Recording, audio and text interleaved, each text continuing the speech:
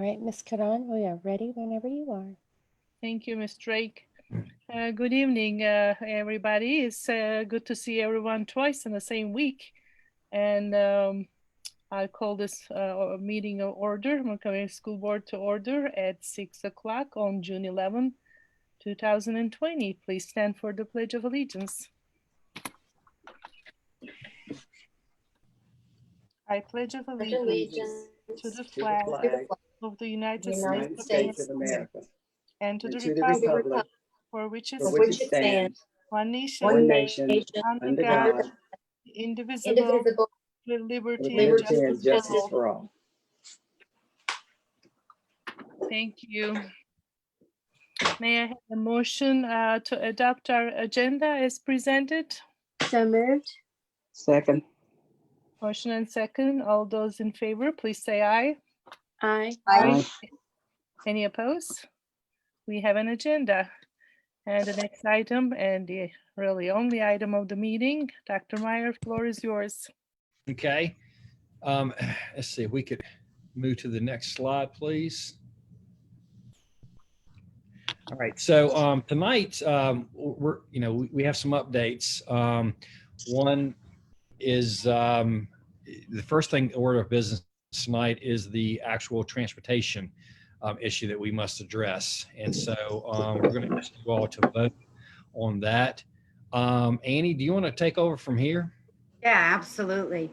As you know, we were provided some information Tuesday from the Department of Education. And when we got that, it was about a 136-page document that provided guidance for school divisions. And it was called the Return to Schools Planning Document. And as we looked through it, we wanted to reach out to the VDOE to seek some clarification regarding the board's ability to make local decisions for mitigation strategies. And so what we learned is that those documents are guidance documents and not mandates from the state.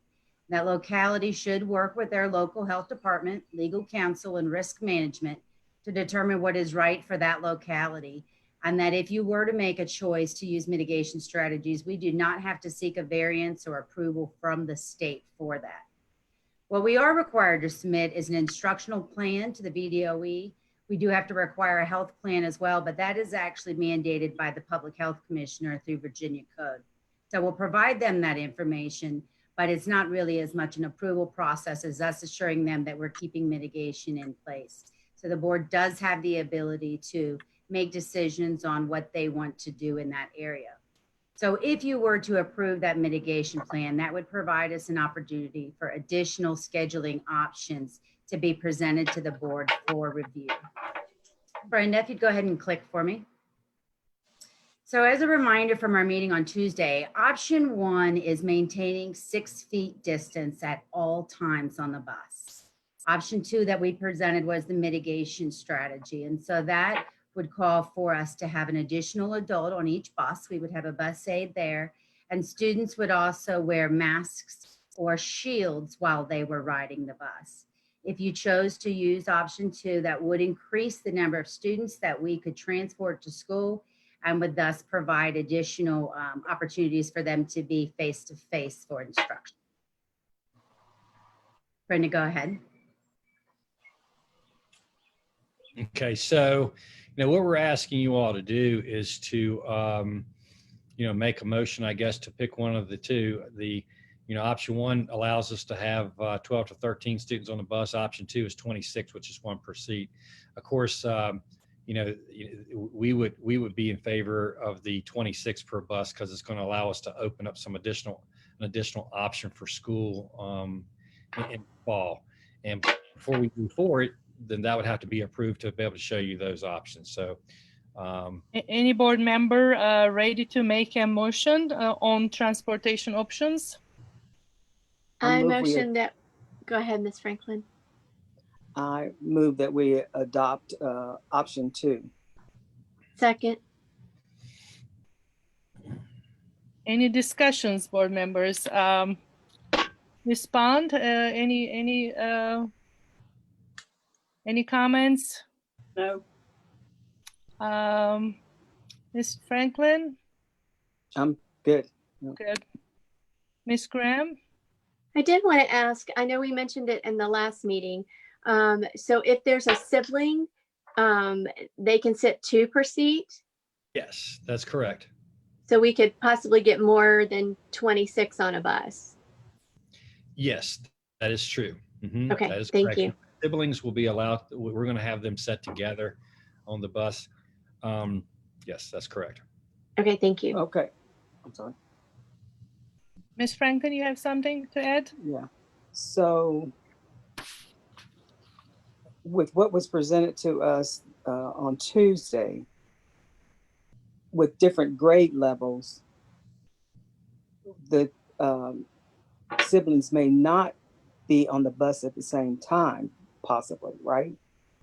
All right. So the 2 runs will be like they are now. There'll be going to the 26 also allows us to reduce the 2 runs in elementary that we're going to have to do in different times. But there would be a secondary run where there's middle and high schoolers together, and an elementary run where it's just elementary. So they would be, and then too, something that's important to understand is that our administration will create the same schedule too. That's been a question from parents. If we do some rotating schedule, can my kids be on the same schedule? And the answer is yes. And so, because it allows us to get more kids on the bus, and it's easier for parents, obviously. And so, at least at that level. Does that answer your question? Yes, that does. Thank you. Okay. Ms. Cass? Do you have any comments?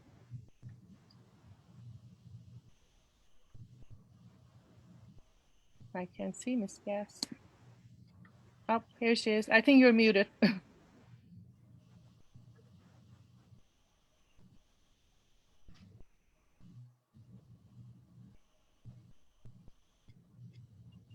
Okay, can you hear me now? Yes, Sorry, yeah, my computer was frozen. I couldn't unmute. No, sounds good to me. I have no comments. Thank you. Ms. Parton? Sounds wonderful. I think the more kids we can get back into school immediately face to face, the better. So I'm all for option 2. Thank you. Thank you. And I agree with all that said. And I guess when we say siblings sharing bus will be elementary siblings can share seat and secondary siblings can share seat. All right. Correct. Thank you. And Ms. Drake, can we have a roll call? Of course, just to confirm, the motion is to adopt transportation plan option 2 for the 2020-21 school year. Ms. Bond? Yes. Ms. Franklin? Yes. Ms. Graham? Yes. Ms. Cass? Yes. Ms. Parton? Yes. Ms. Karan? Yes. Motion carries. Thank you. Thank you, Ms. Drake. And also, Mr. Chabaka shared with me when he mentioned that he won't be able to attend that he is in favor of option 2 as well. Okay. So now that you've passed that, what's great about that, it opened up another option for us and how we can actually get kids to school. So what's going to be presented to you tonight will remind you of the option for school at the 50% plan for elementary, middle, and high school. And then we'll actually show you an additional option for a 50% plan. And if you all think that it's okay to do this, we will then send out a survey allowing students, parents, and teachers at the various grade levels to choose which plan they would like to see in the fall. And so who's up next? Is it Mr. Pauly or Ms. Wickham? Secondary, elementary? Elementary. Okay. All right. Go ahead, Ms. Wickham, or Dr. Wickham. I'm sorry. Excuse me. So this is the same plan that we shared the other evening, where with bringing half of our students to school and being able to bring additional students on the school bus, this plan would allow us to bring children together 2 days a week. So you see, we would split the children into 2 groups, Group A, Group B. There are pros and cons, of course, to both options. What this would allow us to do would have 2 full days so that instruction for teachers and our students would look the same as it has in the past. and we can move our schedule forward in that way. Obviously, a big con of this is that 2 days while children are in school, half of the children would be at home. And so figuring out the best option to be able to reach children at home, of course, is a big option or a big con to this. Brenda, next slide.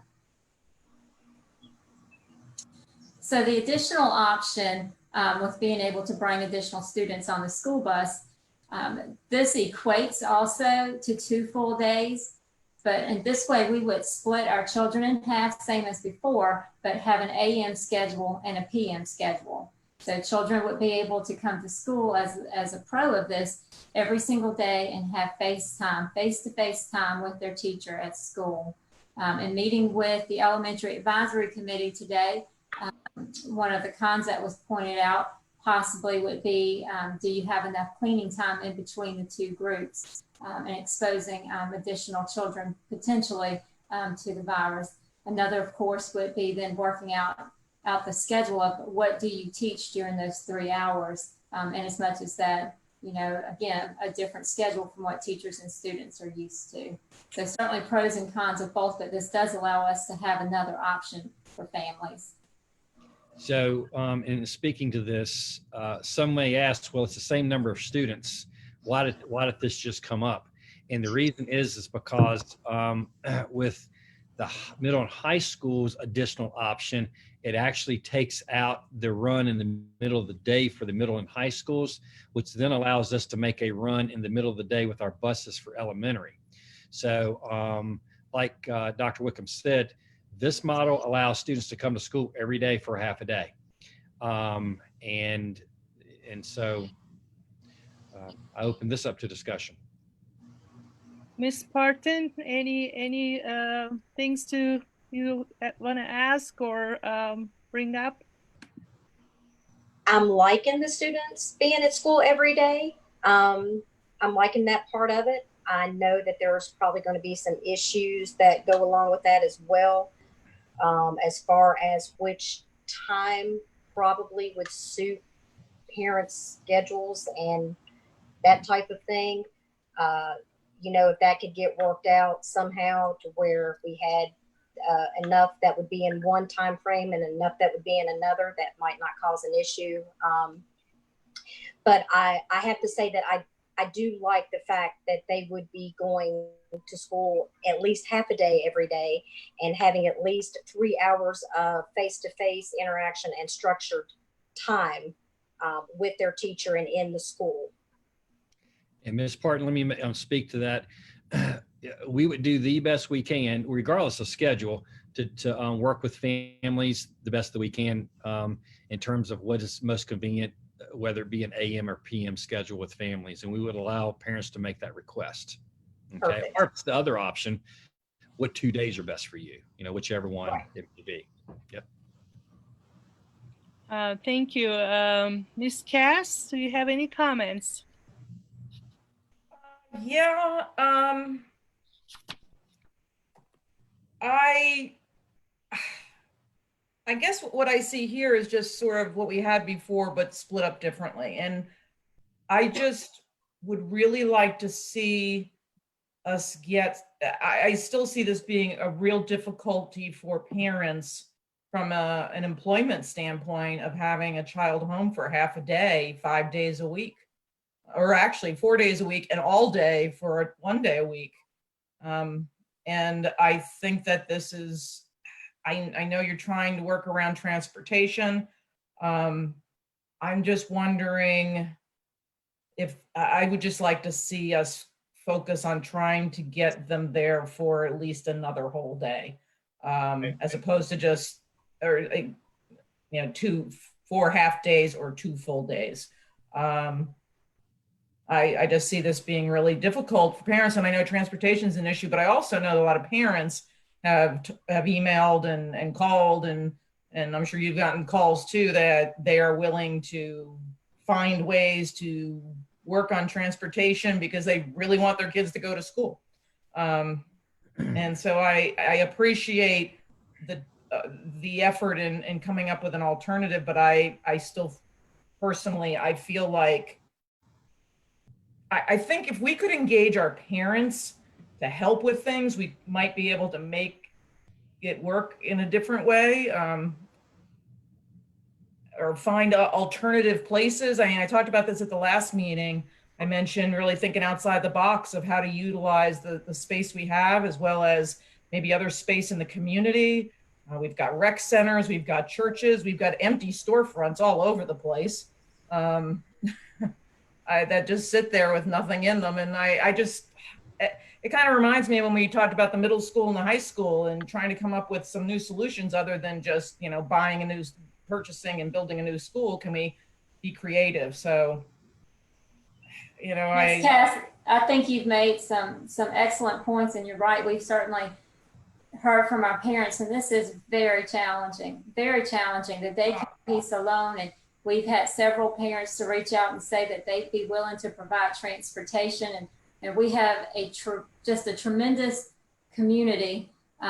The other part that we have to work around with the restrictions is the amount of students that we can have in our classes. So part of what we're trying to do is also maintain 6 feet of distance between our students.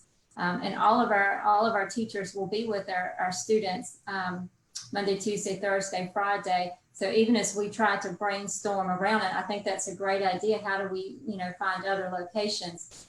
Then we don't have the teachers to go to those locations. And I hear you, and we've heard those concerns, and we're very aware of them. Hey, Dr. Wickham, can I interrupt you there? Yes, sir. One thing that I think that everyone needs to understand at this point, now that you have agreed to allow the 26 students per bus, transportation is no longer a barrier. With the 26 per bus, we are maxing the capacity of a classroom now with 6-foot social distancing. So basically the bus is not an issue anymore. We can work around transportation. Now it's about how many students can be in a classroom at one time. And so that is pretty much solved since we've been able to do that. So that is good news. But we can only have a certain amount of students in the classroom at once. One thing too, when we say a half will be there, technically it will be more than a half, because students whose IEP deem it necessary to be in that class will stay all day. Students that are ELL who need the services will stay all day. Students who do not have internet access or cellular access at home will be able to stay all day. So it's going to, raise it a little bit more than a half, because some will be there for an entire day because they need the services. Okay. Thank you, Dr. Meyer. Ms. Graham, any discussion, any questions? Sure. So, Dr. Wickham, does this mean that the teacher would teach the same lesson twice every day for group A and then for group B? Yes, ma'am. Today during our elementary advisory discussion, that's what teachers spoke to. That would be one of the cons, of course, was being able to reach all children with the same lesson. And can I speak? Let me speak to that too, Ms. Graham. Something too is this. I mean, yes, I would say that's a possibility, but we're going to allow teachers the autonomy to figure out how they're going to do it and what they're going to teach and when they're going to teach it. We're going to bring in a representative from every elementary school from each grade level and have grade level teams to talk about what does it look like? What does the day look like? Instructionally, what will happen?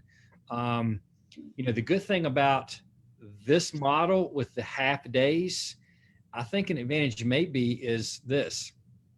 We could probably give the teachers the choice of not doing online instruction.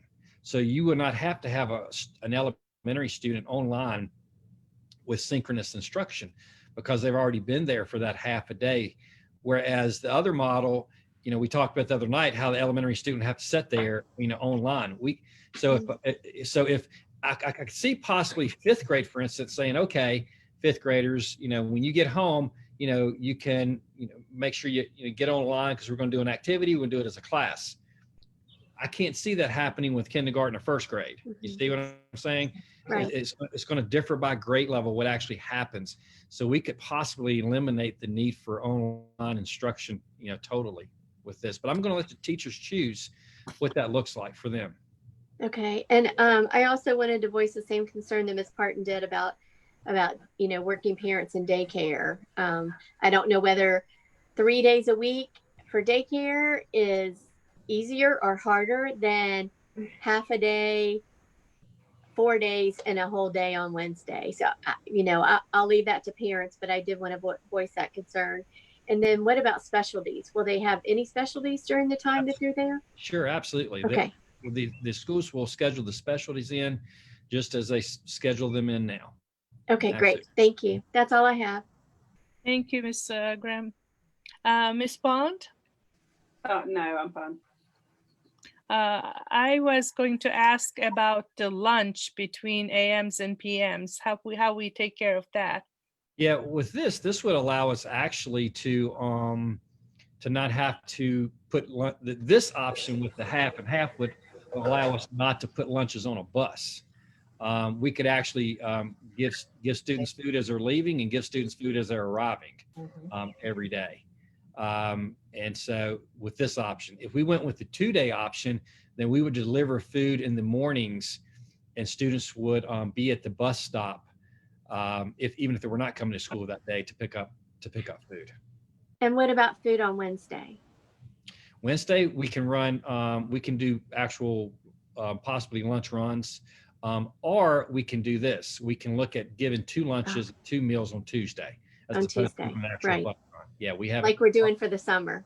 Yeah, right now, I think today was, I don't know which community it was today. Yesterday was Blacksburg, I know, and every student got five meals, 5 milks, and that type of thing. So we could do the same where it's happening at the school. We give them 2 lunches on Tuesday, one to take home when they're out the door too. So I see that the lunch that the AM group is taking and going seems like easier.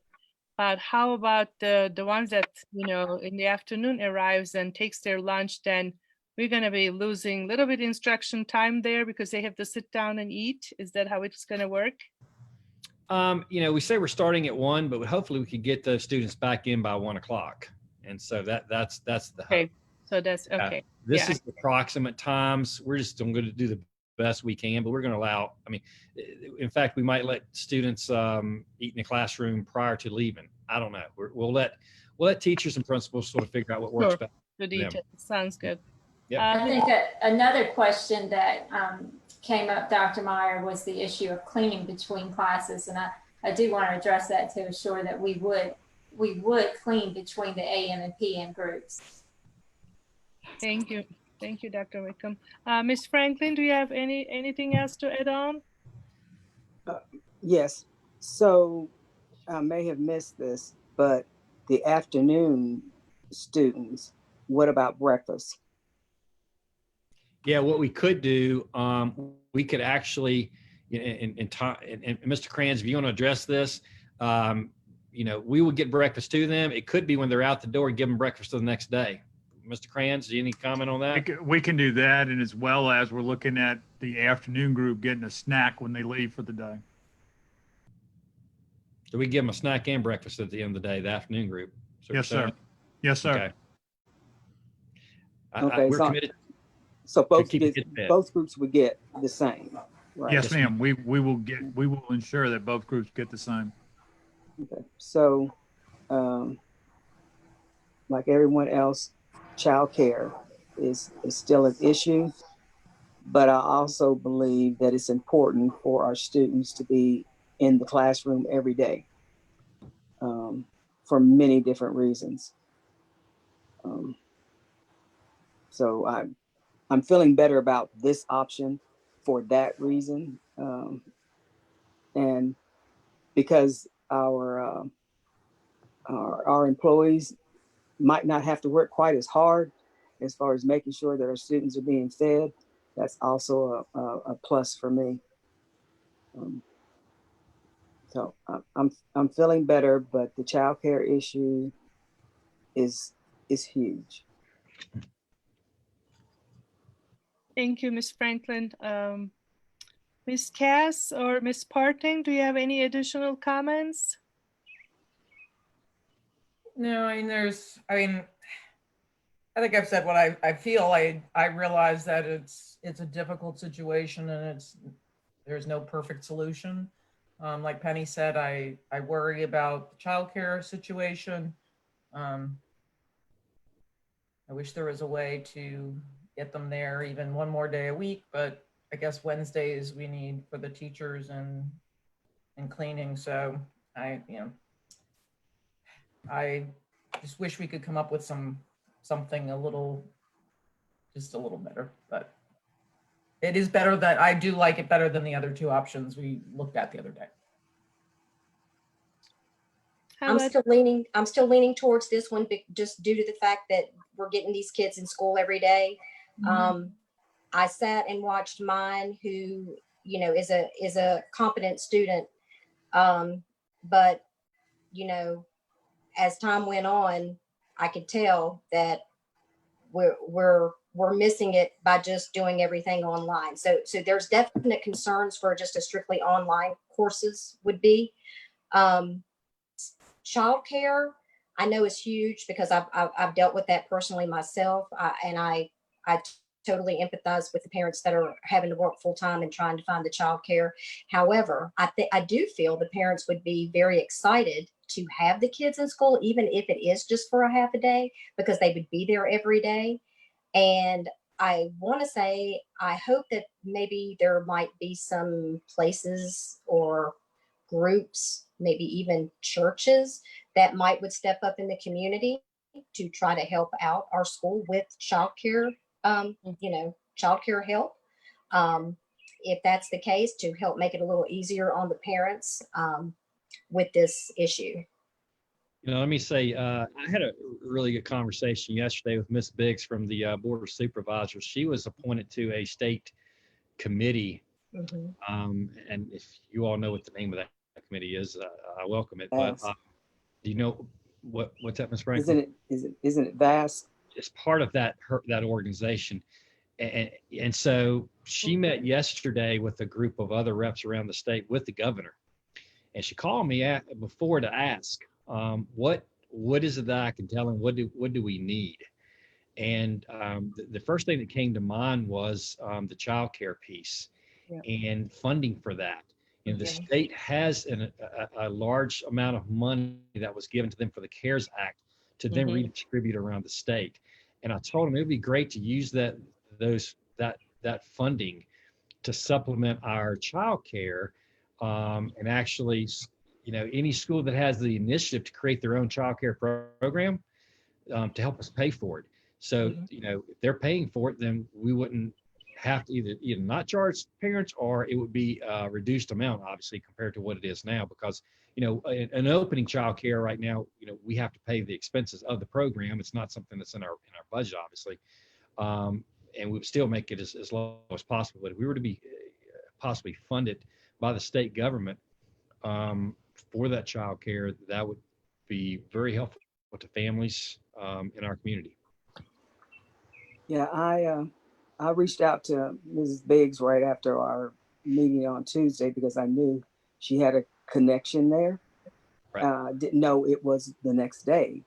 And I have to shout out to Mary Biggs for really stepping up and contacting the superintendent and getting all the information she could to make sure she was going to be asking the right questions and looking out for Montgomery County and all students across Virginia. Well, I gave her a list of things, that's for sure. And that was the first thing. She said you did. And when do you think we would know about the answer to that? I'm not sure. She contacted me after the meeting, and she said that the point was well taken about the funding possibly for childcare. Yeah, that was something they were going to actually look at. And they better. Yeah. You're right. So feel free to contact whomever at the state level to encourage that for our families. Dr. Meyer, some of the other questions that we've received in addition to childcare is what happens for those children who are in school all day on a schedule like this. And I think you addressed that earlier. That's something that our teachers would need to discuss and decide. You know, for some children, would it be appropriate to have the same lesson again to be able to participate? Would it be appropriate for the teacher to assign those students something to do differently that afternoon? So that is one of the questions that's come up. And another question has been about, what about those children who aren't able to come to school? Maybe there's some medical issues in the home. And again, we are working on that. We're having conversations with elementary advisory, with technology, to find out what will be our best option for all of our children who may need to stay home. So with that, you know, we are looking at a virtual option for students who cannot come to school because of possible health reasons and they're high risk. And Dr. Wickham and the elementary committee is actually working on that. So I have a question. So when you were talking about students with IEPs, ELL students, and students who need to be in the classroom, and the allowance we're making for our teachers to have their students in school, does that increase our ability to have more students? Or do we have to take those students into account with how many students we have in the classroom? Yeah, we have to take that into account. That's why I said it would be a little over half. And so, for instance, if a class is 25, all right, which is very possible, that means half on a regular basis is 12, obviously, of 13. Depending on the school, obviously, an average classroom size is about 800 square feet, which we said is 20 to 22 that could be in that classroom. But that's going to vary. If you have someone like Harding Elementary School, that's not the case. In Christiansburg High School, they have some rooms that are 400 square feet. So actually what I've had Mr. Krantz do, they're working on this now. They're going to every building and figuring the capacity with social distancing in every single classroom. We're posting that on every single classroom door, social distancing capacities, so that our principals and our teachers will know how many kids can or cannot be in that classroom. Does that make sense? Yes. Or answer your question? Okay. Board members, any other questions regarding this new slide? I mean, this new option on this slide? I'm really excited the continuation of the young kids in their day, that at least they have some kind of a continuation, whether it's in the AM or PM. I mean, none of those options, of course, ideal, and all those options have its problems. But again, the limitations, we can't do much about it in terms of how many heads we can have in classes with our number of staff that we have. So, and I feel like this will be, and I'm glad the parents are going to be the one obviously making a choice whether they like to have their kids afternoon, home, or the childcare options better for them in the afternoon, or 2 full days of the week. And I'm looking forward to those results. But this is definitely much better than the other one, in my opinion, as well. We'll send out a survey tomorrow, and we're going to ask for it back by Monday so we can present the data to you on Tuesday. Mm-hmm. Okay. That's great. I think we're ready to move on. The next slide. Okay. I think so. All right, this is Mr. Pauly. Sorry, I had to unmute. Yes, so first I want to thank the board. I appreciate that you voted to allow us to expand to 50%. That really opens up even what is now considered option one, the schedule that we presented yesterday.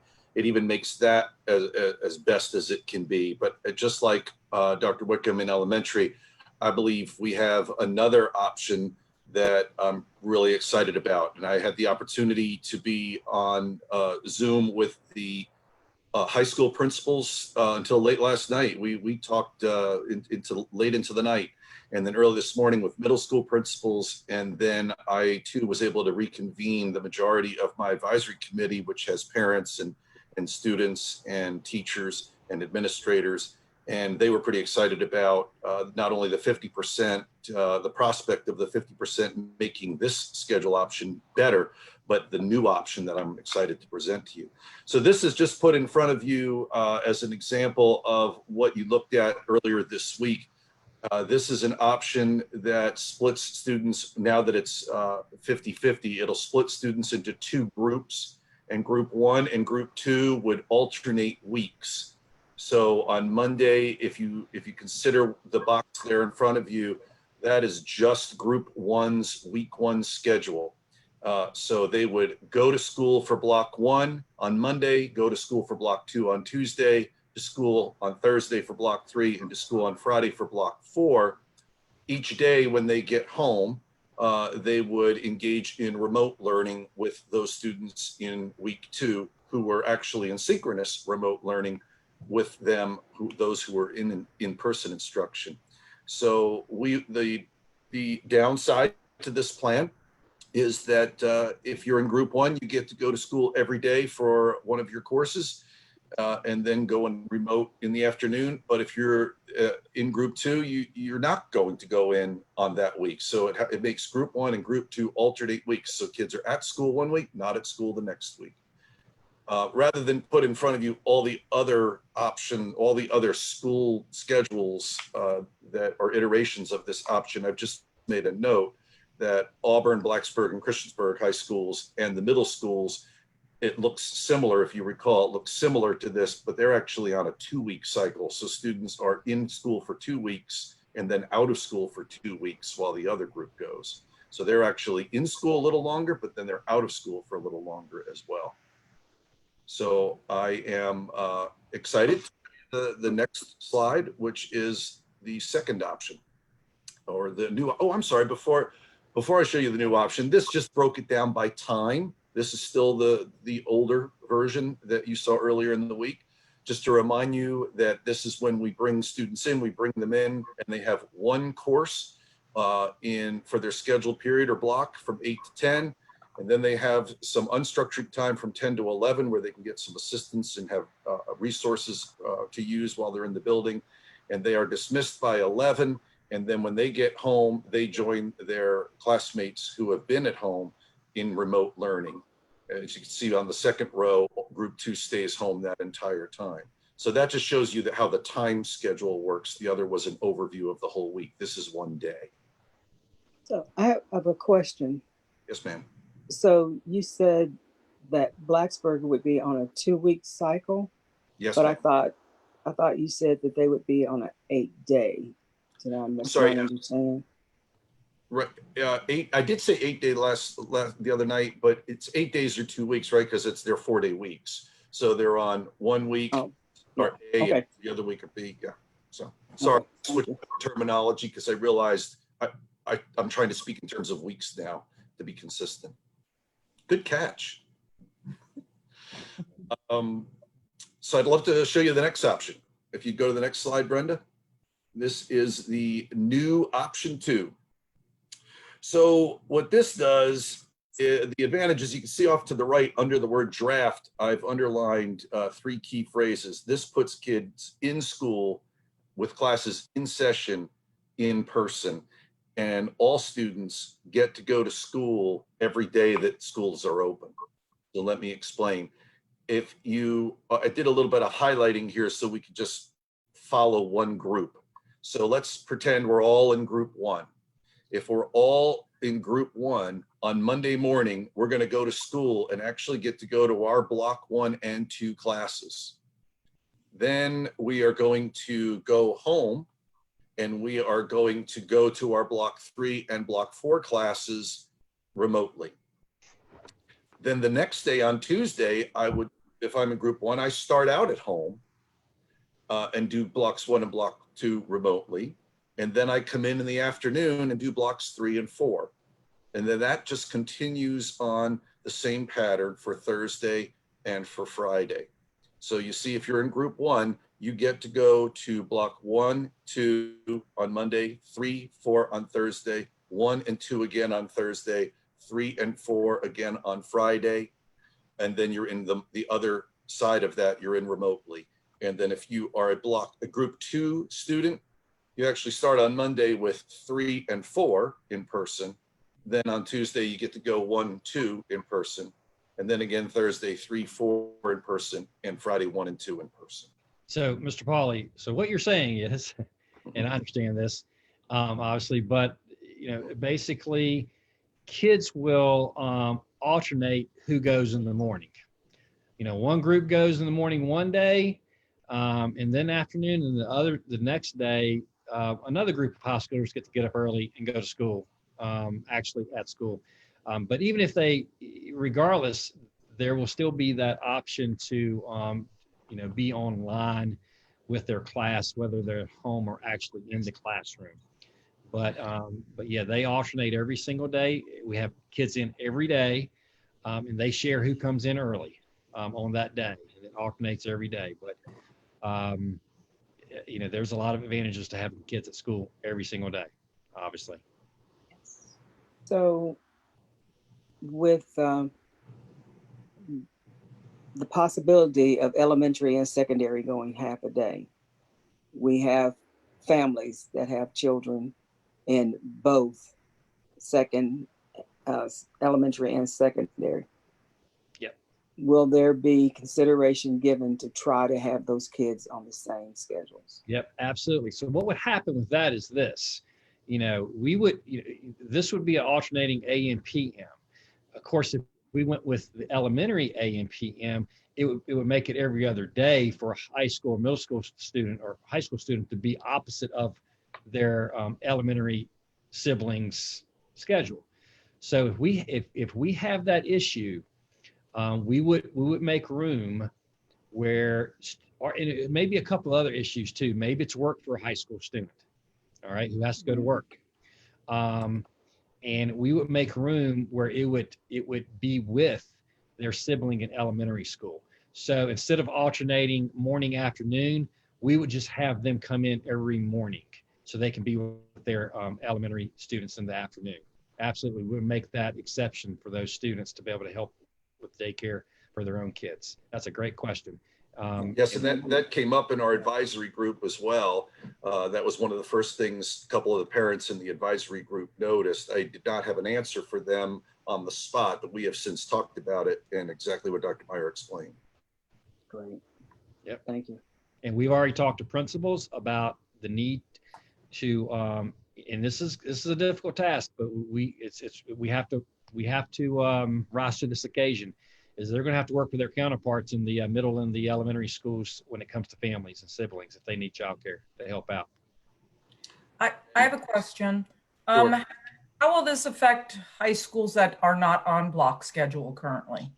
Yeah, so I appreciate you asking that. I was just about to say, I neglected to point out in the header right there, and I meant to say that first. This option says that all high schools are going to have to be on a block schedule. So the schools that impacts the most are Auburn and Christiansburg. And I met with those guys again this morning, and overnight, the two principals there, Mr. Stewart and Mr. Deibler, came up with a fabulous option for themselves in their schools to work within this framework to take what is their period, currently their periods 1 and 5, which I don't know if you're familiar with the term, but we call them skinnies, right? The 45-minute year-longs on either end of their schedule. And they have figured out a way to work within this block schedule and turn periods, what is now their periods 1 and 5, into an A and B format within this structure. It's quite brilliant, if I don't say so, for my colleagues there at Auburn and Christiansburg. They've got it figured out as the answer. Eastmont already does a 4x4. Blacksburg already does an AB, which is nothing more than a 4-block system, a 4-block schedule that just brings them in on A days and B days. And that works right in with this schedule.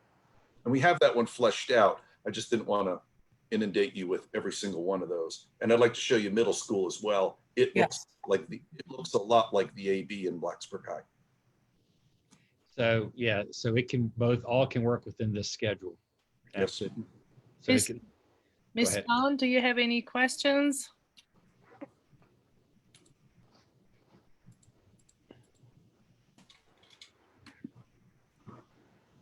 Did you say Miss Bond? Yes, I did. No, I'm good. You're good. How about Miss Parton? I'm still all for the more we can have the kids at school face to face. I think that's going to be the most beneficial. I know it might be a little tricky trying to work around the schedules and the childcare and the, all of those other little details, but I still think we're going to have parents willing to try to do and help out and whatever they can, and hoping that we can help the parents as well. But I still think the parents are going to want their kids in school as much as possible. I definitely agree. Ms. Graham, do you have anything to add? I just want to thank Mr. Polly and the principals for coming up with what I feel is a lot less confusing schedule. And it sounds like, especially the fact that we can get those kids in every day, it's going to be a whole lot better. Thank you, Ms. Graham. I spent a good bit of time on a better presentation visually also. I think that helps for you to understand it as well. I want to point one other thing out in high school, or really in middle and high school, but mostly in high school. We have a lot of shared staff, and they're shared by morning and afternoon. And so that was part of the thought in going into this schedule is you'll notice that 3 and 4 are always in the afternoon. That's for sharing of staff. And so we can still make it work, as Dr. Myers said, for sibling groups, but they may have to do, even though they're in the building, may have to do something remote. I'm not quite sure how we'll figure that out, but I feel confident that our principals will figure that out. But we did put it like this because we have shared folks that work very definitely in the morning or very definitely in the afternoon. Definitely, I appreciate all the thinking. I mean, this is like a jigsaw puzzle, and it's just mind-boggling. I mean, it was mind-boggling on Tuesday night, that's for sure. I think seeing second time, same week, and a better format, I think finally I can say myself that I think I'm following this thing, and I understand it. So I appreciate that, all the work that goes behind the scenes. I would love to show you middle school because it follows the same basic format. Yes, I think we're ready for it. Seems okay, like. Brenda, if you go to the next slide.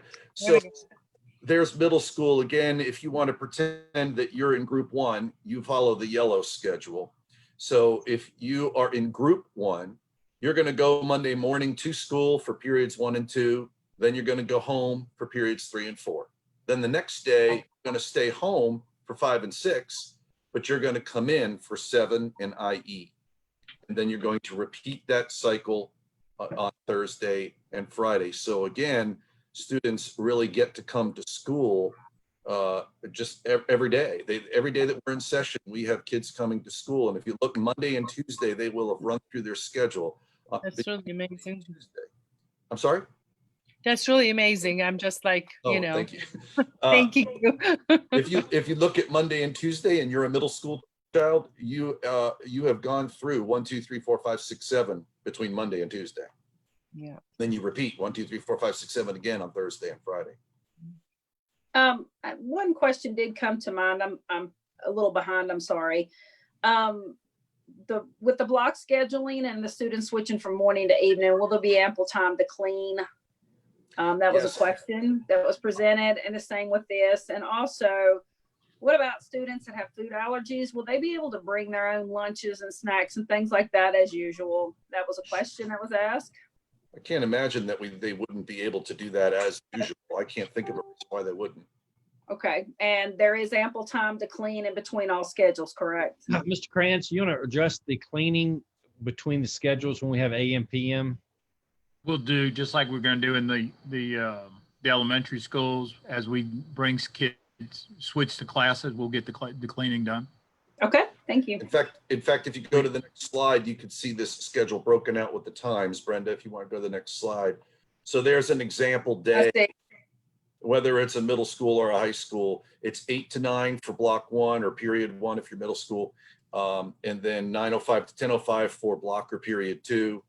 And 10:05, between 10:05 and 10:20, we have a 15-minute window for release because we figure they'll want to stagger the release. Maybe like car riders first and bus riders second, or vice versa.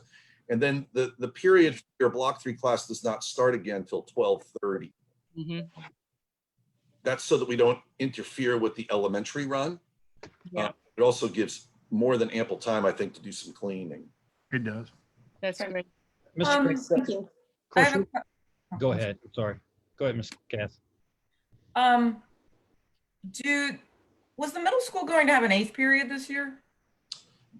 Well, I consider, if you go back one slide, Brenda, we're considering IE the 8th period, right? Like it's not, they don't call it period 8, although some schools actually do call it period 8. It's a 7-period instructional day with an IE period. I guess my question is to Dr. Meyer. This is reflecting the new Blacksburg, the new middle school schedule. Yeah, because last year it was 6 periods and an IE. Okay. Now it's 7 periods and IE. Okay. Absolutely. Correct. Thank you. So as far as our custodial staff, and we know that that was an area where we were, for lack of a better word, suffering with making sure we had positions filled and we weren't overworking folks. How are we looking with this? Ms. Krantz, can you address that, please? Yes, sir. We have 1 or 2 vacancies right now. We're making sure we're interviewing and making sure we're filling them. In addition, we're making certain that all equipment in our schools are properly operating so that they have the tools and resources necessary to do the cleaning both in between, at the end of the day, as well as during the day. There's things we can do to help us mitigate the virus, for example, door handles and things like that, and making sure our sanitation stations are full. You know, doing the little things we can do will add up to keeping that building clean and safe for everyone. Was it a thought process of doing the middle schools on a 4x4 schedule, or is that just something that was definitely not obtainable? It's really not. It's really not, I was going to say it's really not needed because we're able to do this, I would say. Gotcha. Okay, just asking. Yeah, and then, I think there's some value in, we got to think about what happens when we go back. I'm very optimistic, and I think at some point, hopefully, we'll be back full swing by the end of the year. This will transition them back straight into that 7 period. This is keeping it closer to what they do as a general rule. And I think it's important for middle schoolers to have math all year and English all year and that type of thing too. Okay. So. Any other board members have questions or comments? Ms. Graham and Ms. Barton, I don't think I heard from you on middle school. I'm good, thank you. Yeah, I had just stated that I like this because it's the everyday again, and I think it provides the structure and enough face-to-face time with this particular age. I think with this particular age in the high school, I know the secondary and elementary schools, probably need more at that age, but I think it's crucial. I think it's crucial to the middle school and high schoolers too. I know they're older, but I do think that it affects many different things other than just their regular learning. It affects things like their well-being, their mental health, and things like that. And I think we need to keep those items at the forefront of our minds as well. Absolutely. Thank you, Ms. Barton. Yes, ma'am. Are we ready to move on? Well, I would just like to, okay. I would just like to also say thank you to everyone for all this hard work. I definitely feel like I can breathe a little better than I did Tuesday night. And I hope that our parents and our students will agree with that.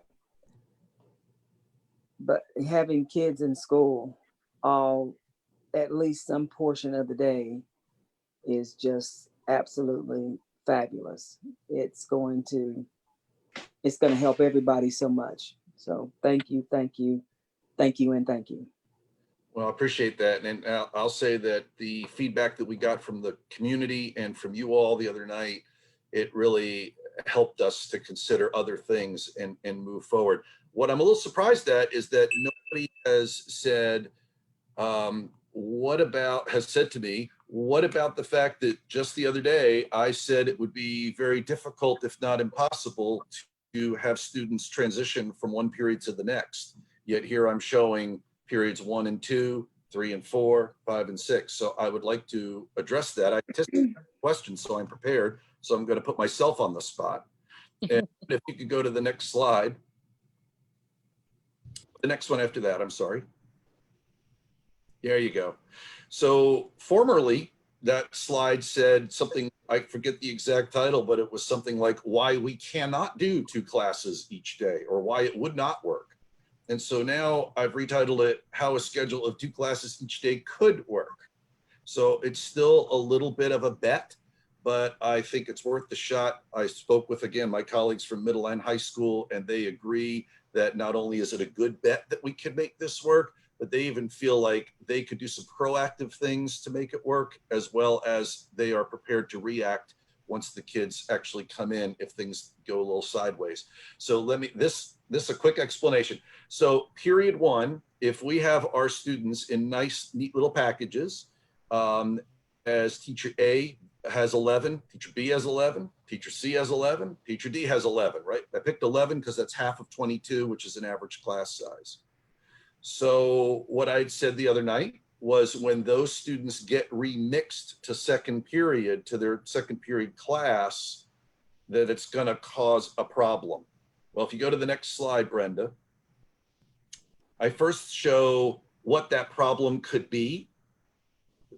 If all 11 kids from teacher A and all 11 kids from teacher B all went to teacher E for second period and made teacher E have 22 and the classroom couldn't hold more than 20, that would be a problem.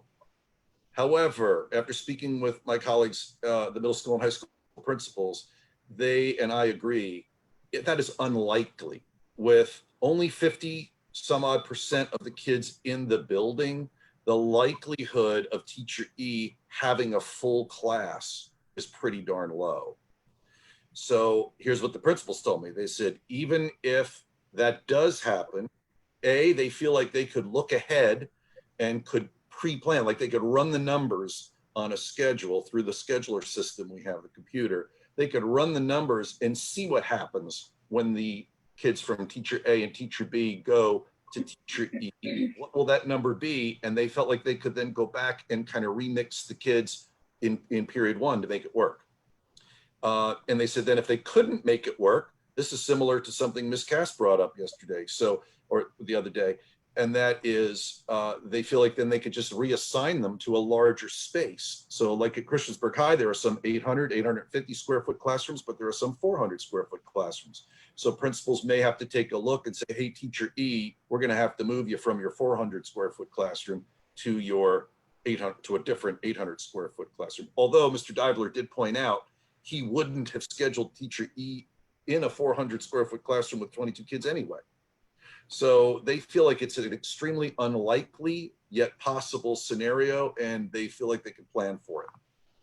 Now, if you go to the next slide, Brenda, this is, I know this looks terrible, but this is more likely to happen. I actually went over this with someone earlier today, and we both laughed as we went through it. This is really what's more likely. There's more likely to be quite a bit of remixing, right? So teacher A's 11 kids, 3 of them might go to E, and then 8 of them might go to G. Meanwhile, all 11 from B might go to E, and so on. You see this remixing, which does leave you with less balanced class sizes. You have a 14, a 7, an 18, and a 5, but they're all under 20.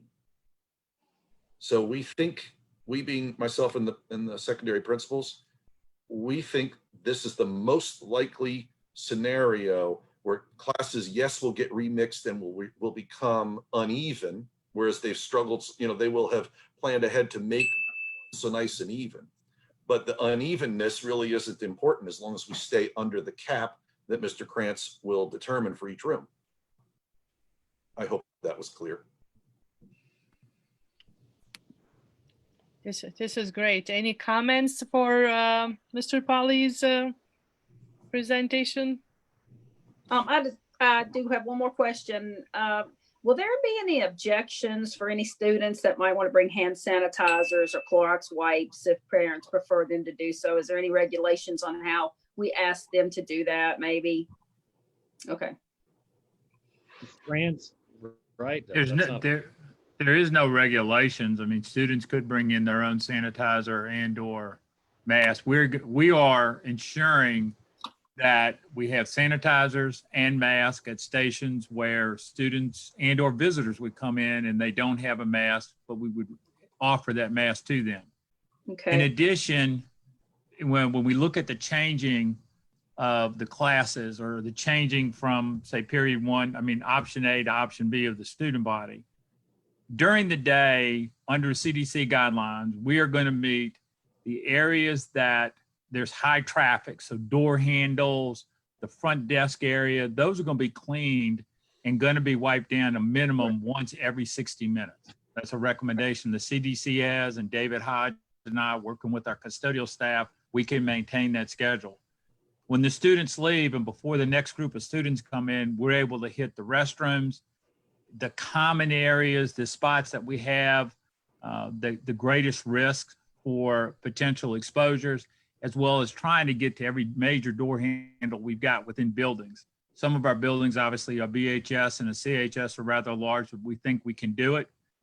And we think that we can maintain our buildings very safely. Now, at night, we'll do our regular cleaning, making sure all our floors and all our desks and things that we normally do, we will do that at night. Okay. I'm sorry. One more question. Okay. Go ahead. What are we thinking about backpacks? Or will students keep them with them? Or are we going to be using lockers? Will that be off limits? Just as a parent, I know these are the things parents think about. I mean, the lockers are available as they are, we're available during the school year. Most students, though, what I find, I mean, they just have now gotten away from lockers. I agree. I just think they're all close together. How will that be handled? Well, with the 6 foot distancing, you'll have, so every child basically in a classroom will have 36 square feet. Gotcha. You're talking So about it's basically a bubble. Yeah. In the hallway during class changes, we're going to have conversations with principals and determine how that will look. Okay. Gotcha. Make sure. And I actually, that the principals brought that up last night and again this morning, and I had questions about it, and they were like, "Oh, we've got this." Like they're all over it. They already they're going to do some sort of staggered releasing of kids. They're not going to open the floodgates and let them go. Okay. Thank you. Mr. Krantz, I did have a question. Yes, ma'am. That was brought to my attention. I do have some that are wondering, will we have time to clean the buses in between the routes? Yes, ma'am. We actually will spray down the buses before we start our run. Mm-hmm. We will, after we make each run, spray down our buses with a product that's the CDC recommends. And then at the end of our day, we will actually do an actual wipe down of the buses with every seat with a rag. So we're hitting the highest standards we can that the CDC recommends to ensure the safety of our students and staff. Great, thank you. Sounds good. Okay. So I have a question that kind of goes back hitting on what Jamie was mentioning about folks bringing in their own products and the products that we're using. So I have a lot of sensitivities to chemicals and fragrances. So if I'm doing okay with what the system is using, but then everybody else is bringing in everything that has all kinds of scents and different chemicals in it, I could have an asthma attack. Right. So are we using things that are going to be unscented, fragrance free, to as much as we can? But that is an issue with students also. And that's an excellent point, and that's something we'll have to discuss. We are using things, as Mr. Krantz can tell you, that are fragrance free. Yes, sir. I have a question. So, Tommy and Carl, in between high school classes and middle school classes, there's like 5 minutes. What's the expectation of cleaning the desks and doorknobs and other common areas in between the classes? Or is that? In between the classes, in this class, we will want to hit restrooms and door handles that are our biggest risk areas. Trying to get into classrooms in a 5-minute change would be extremely difficult. Yeah. You know, now to the extent if we identify a risk or say there was a spill, those areas will be immediately addressed. Now I'll say this, that, of course, we're going to look at how classes will change. It hadn't been determined if it's going to be a 5-minute change or not, but we're going to probably have to have our teachers helping us wipe down their desk in the classroom between those changes. We don't have enough custodians to go to every class between the actual changes to do that, and hopefully our teachers will be willing to do that. Well, I think maybe our students can help us do that, especially at middle and high. It's kind of the world that we live in now. Yeah. I agree, Penny. You walk into the room, you grab a wipe, and you wipe down your desk before you sit down. And I say before you leave the room. I think what Penny was saying about the fragrance, I absolutely agree, because I used to have students who'd come in with I have asthma, and they'd come in with all kinds of crazy stuff they bought at Bath and Body Works, and I could barely breathe. And I had to ban them from the classroom. And so that can be a concern. I think we're going to have to really look at providing, and I know that's hard, finding that stuff these days is very difficult. But I think providing the classrooms with that and having students before they leave the classroom wiping down their personal space might not be a bad idea. I think having teachers do that, plus being out in the hallways and making sure everybody's keeping 6 feet apart, it'd be awfully hard for them to also be cleaning down their desks too. Well, the student, the idea for the student doing it, that's great as well. Y'all sort of talking about some details that we need to still work on. So, but I appreciate the thoughts. Absolutely. Can we go to the next slide? I believe that's Annie is up next. It is. So we want to share a little bit about what's going to be happening on Wednesdays, both for our students and for our staff. So on Wednesdays, we're going to have some different opportunities for students to engage in while they're at home, should that be something they and their parents choose. And our student services department is working really hard on this. So some examples of things might be counseling that would be provided while they're at home via, those internet options, or if needed, we would work on how we would, do that through another way. But looking at those different types of social emotional learning, providing students across high schools opportunities to engage in forums and discussions with each other, talking about relevant matters that are, facing our students, giving them an opportunity to have voice, having student leadership opportunities. So it's really going to provide us time to do some of those things that we say, hey, we'd really like to do these things in the school day, and we haven't been able to do that within the traditional day. So our student services department is really excited about being able to offer some additional services through that way. It also provides opportunities for them to provide additional services to families. So that might be digital training for families. We have a variety of access throughout our county and a variety of different levels of comfort with technology. So we could provide assistance to families at that time, providing outreach and assistance. So an example would be there, if we have a family that is having food security issues, we could help connect them with partners in the community where they can access those things and provide a different level of student service on Wednesdays. And our student services department is working together to put kind of a menu of offerings that we can give to families on those days. We'll also have teachers having some office hours so that teachers can schedule times, parents can call for conferences, students can set up an opportunity to speak to their teacher on the phone or schedule a Zoom meeting so that they can get some additional assistance from them as well. And our students, we've had a lot of feedback that on the computer all day long is too much for kids. And so it does, for those, when we were looking at the other model, this does provide a break that would be a little different than being on the computers.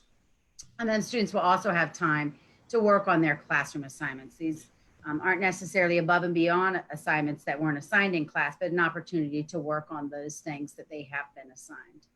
During that time, our staff will do a variety of things. So again, as I mentioned, the office hours where they're conferencing with individual students and parents, providing remediation and intervention to students. They also need time, you know, this is a big shift in education. We closed the doors one day and then we had to reopen, and it, you know, not physically open, but we had to restart education in a whole different way. And so it is different for our teachers, and they need an opportunity to look at how that looks a little bit different, what their pacing looks like, to be provided professional development on how we are trying to provide instruction in less time than we usually have in face-to-face, additional supports and technology needs that they may have. As Mr. Krantz mentioned, deep cleaning of our buildings. You know, as we're using our bus drivers on the other days to drive additional routes, those drivers would be working those 4 days and wouldn't be necessarily driving on a Wednesday. And so because we're increasing the hours Monday, Tuesday, Thursday, Friday, that would look a little bit different for our bus drivers on those days. We'd also have faculty meetings, our collaboration opportunities and team meetings. SAP, what that means is Student Assistance Program meetings, and that's where our teams work together to determine what best supports our students need, how they can meet the needs of our students, and really provide individualized instruction for every kid. And so those are the type of things that staff would be doing on Wednesdays and students as well. Thank you. Board members, Ms. Parting, do we have any questions to Ms. Whitaker on that slide? No, I love seeing the communication that they're wanting to take place on that day. That would give an opportunity for parents, if they had any questions or concerns, to be able to voice those at that time. I like to see the interaction between the students for their social and emotional well-being. I like seeing the new training that's coming up, and I think these are all really good things that have been put into place for that day. The screen time, I think, can be a bit too much, because between the Chromebooks or the iPads and the phones that we know they stay on 24/7, I think engaging them, having something for them to engage in away from that, or even if it's on that, at least it being something away from the norm where that's concerned, and building more social and emotional and better skills, very beneficial. So thank you all for coming up with those opportunities for them. Ms. Cass, you have comments?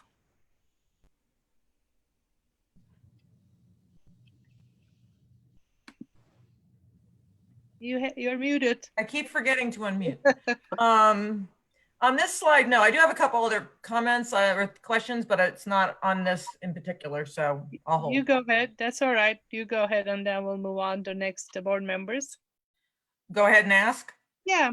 The question I have is, what are we going, have we put together plans, or I guess this might be something that's you're still working on, and I can understand why. But what we're going to do when a teacher tests positive or a student tests positive, you know, how, because that's going to really change the dynamics pretty drastically once that happens. So are we putting together contingency plans for when that happens and procedures?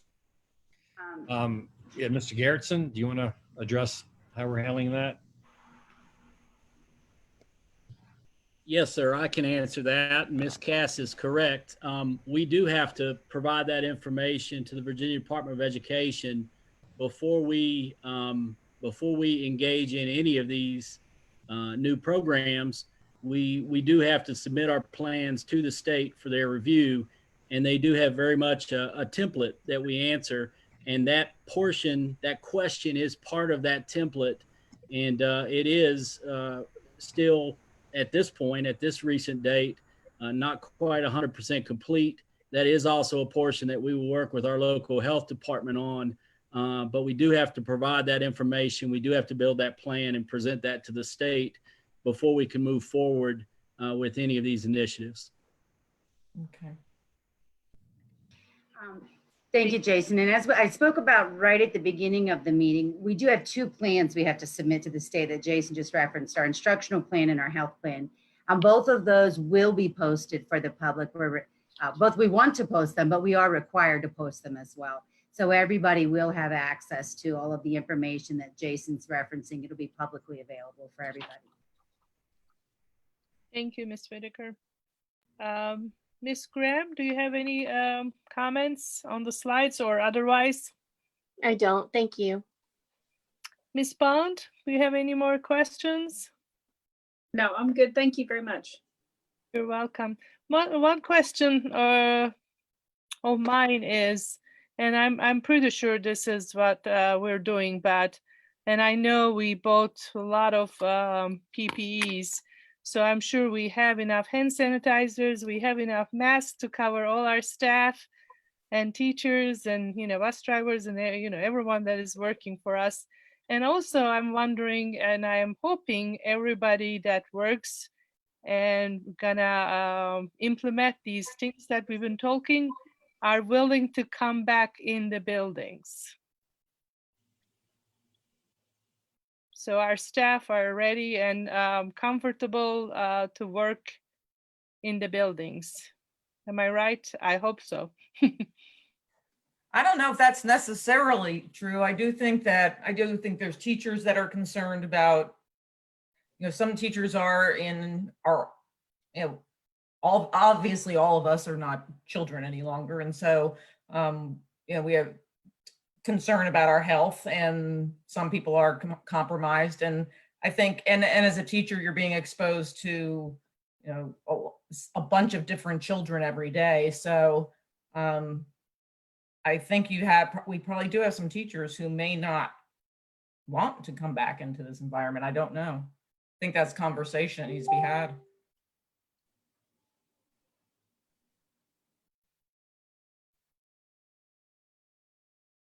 Brenda, you want to go? Oh, Ms. Crum, were you ready?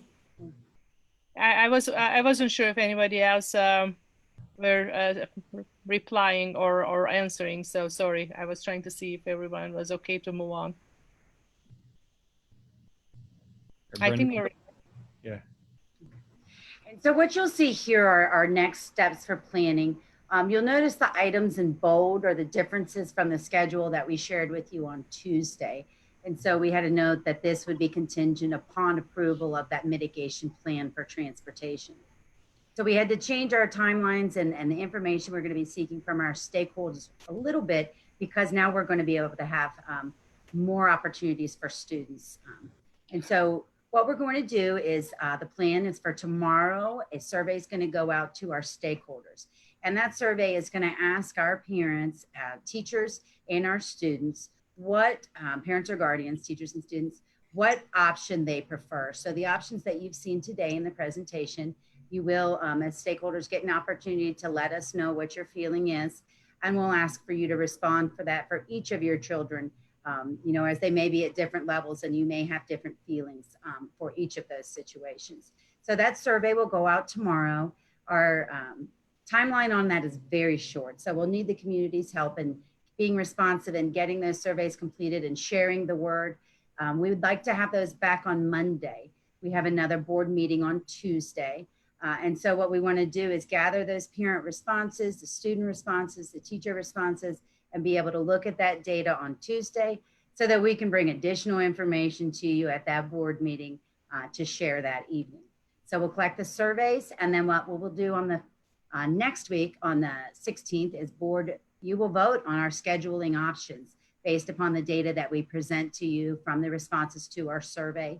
You'll also vote at that time on our policy revisions that Mr. Pauly presented to you for the virtual middle school and high school programs. At that time, during that week, then we're going to launch a transportation survey, and that's going to go out to our parents and guardians. And that's really going to be asking them about whether they will be able to transport their child to school or whether they will need for us to transport their child to school. And we'll be asking some additional questions at that time as well, so that we can determine what the parent needs are and do our best to align student schedules with those parent requests. The next week, what we'll do is start having parents reach out personally to the families that were not able to complete that survey. So again, as much as we can, encourage our community members to complete that as quickly as they can and share, share with those they know that we are seeking that information. Principals will be contacting those who weren't able to individually. And I'm sure you understand that that could push back the timelines a little, the more personal calls that we do need to make. Then what they're going to do is move into the analysis of that survey data and work with our transportation department to develop the bus routes and begin those class assignments. We shared a little bit with you that we're gathering data on childcare providers, what would be available in the community. And so we're going to be able to tell you a little bit the week of July 6th about options that are available to parents out in the community. The week of July 13th, we'll move into principals completing those class assignments. July 20th will be the week of official student registration. And then July 27th is when our new teacher academy starts that week. Teacher work days begin August 3rd. And then the week of August 10th, we are starting school. Thanks, Annie. In a normal summer, there's a lot that goes on behind the scenes. Folks ask our people all the time who are 12-month employees, do you work in the summer? And I'd say a lot of our folks, in fact, we have folks in like our IT department, they do not take summer vacation. They take vacation when school starts sometimes, because there's a lot of work that's done behind the scenes to get 10,000 students into our schools, to have everything ready for 900 teachers to come back as well. And there's a lot of preparation that occurs in a normal summer. This is obviously not normal.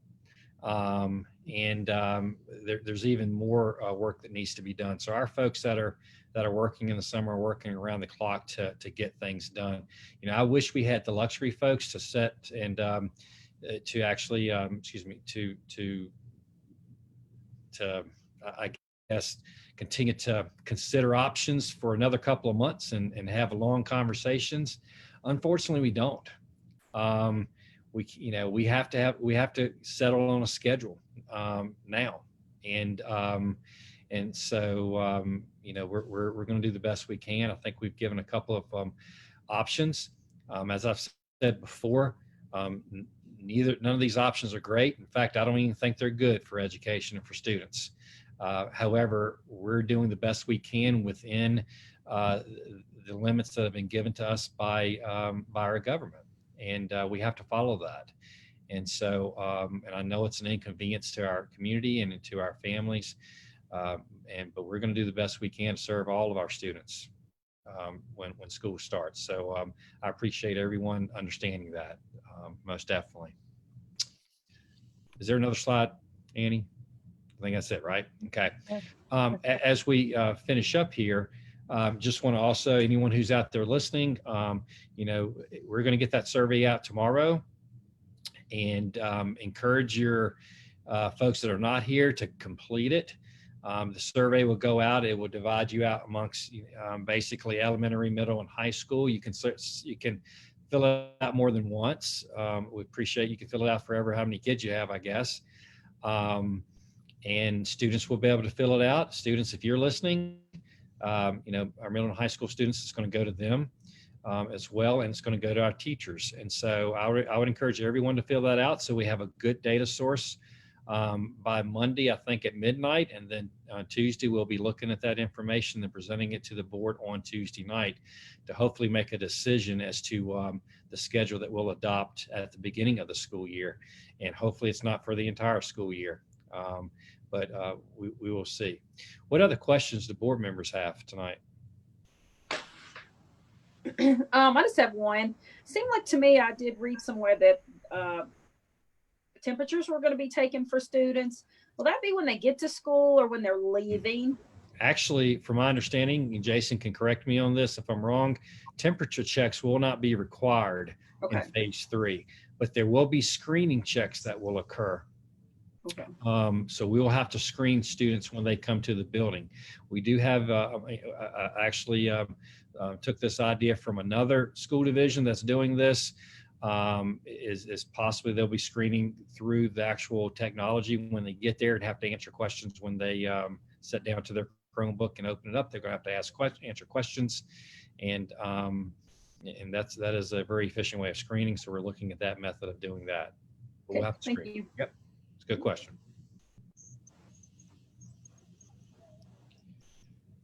How that is gonna be for the younger kids? Ma'am? So how that's gonna work for the younger kids, the screening by, you know, We'll in have, front of the computer? yeah, that's one of those details that we'll be working We'll out. work it out, okay. It may Sure. not be on the computer. I know there's still so many There- components. There's still numerous details that need to be worked out. We're starting from the big picture and working our way down to the, and I know folks have, I mean, 1,000 questions, you know, Yeah. about a lot of different scenarios and things that could or could not happen. And we welcome those questions at some point.